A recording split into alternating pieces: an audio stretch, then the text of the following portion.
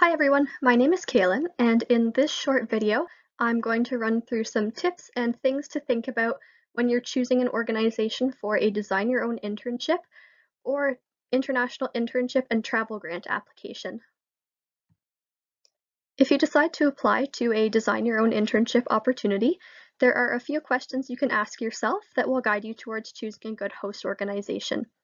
For starters, think about what kind of work do you want to do for the summer.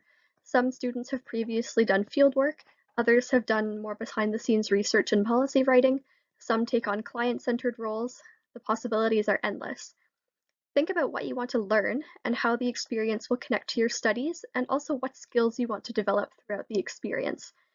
Decide what kind of organization you'd like to work for. So for example, do you want to gain experience working in a small NGO, or would you prefer working with a larger international organization? Also consider where in the world you want to live and work.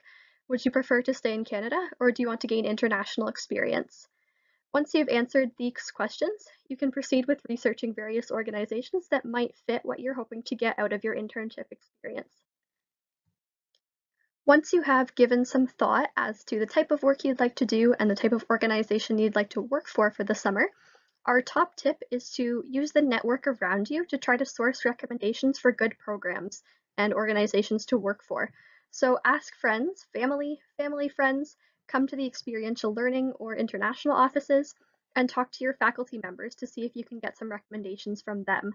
Faculty members can be especially helpful if you're interested in gaining experience in a certain field or doing research, and the experiential learning and international offices can provide you examples of organizations that interns have worked with in the past. You'll probably do most of your research into different organizations online, so we have a bit of a list of what to look for and what to research specifically when you're looking into an organization or a program online. First off, you want to make sure that the organization has a clear mandate of what they do and who they are. Make sure that they have a clear description and a set of guidelines for their internship and volunteer opportunities. Make sure that they have a safety policy in place for volunteers, which includes having staff on the ground in the country that they're working in at all times, at all locations. Make sure that the organization is clear about what fees they charge for an internship placement and what these fees are going towards. You should also make sure to find out about any fee deadlines that there may be. Make sure that the organization provides accommodation for their interns and volunteers, and that the accommodation is described in detail as part of the application process or earlier. Or make sure that they at least offer to help find and organize accommodation for you. Make sure that they provide pre-departure training for all interns and volunteers to prepare you for the work that they do and the place that you're going to live in.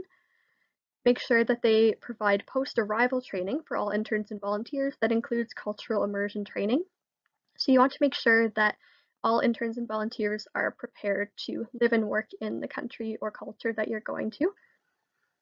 And finally, you should read reviews from previous interns and volunteers online. If you can't find any reviews, ask the organization or program to put you in touch with a previous participant and communicate with that person to make sure that they had a good experience with the organization. Finally, when it comes time to choose your partner organization, it is important that the organization has a vision, mission, goals, and values that promote equality and encourage participation by individuals of any race, ethnicity, nation or origin, first language, socioeconomic status, gender identity, sex, sexual orientation, religion, age, and/or ability. You should also make sure that any potential partner organization, program, or institute does the following things to make sure that interns and volunteers with their organization get the most out of their experience. The organization should facilitate opportunities for interns to engage actively with the local community. They should provide formal and informal support and mentorship for you as the student. They should provide a safe workplace free of harassment and discrimination. They should provide an orientation before you go there and arrival information once you are on site. They should ensure that all intercultural interactions are an enriching experience for you as the intern. And finally, they should provide opportunities for their students and interns to enrich their leadership capabilities while they work. That's it for this presentation. So if you have any questions following this video, please feel free to contact the International Center or the Experiential Learning and Career Development Office. We are always more than happy to help you find a good organization or to check out the organizations that you find through your own research. You can also visit the International Center website to see what organizations Mansbridge interns have worked with in the past to start to get some ideas of what kinds of organizations provide good experience for interns. Thanks so much for watching.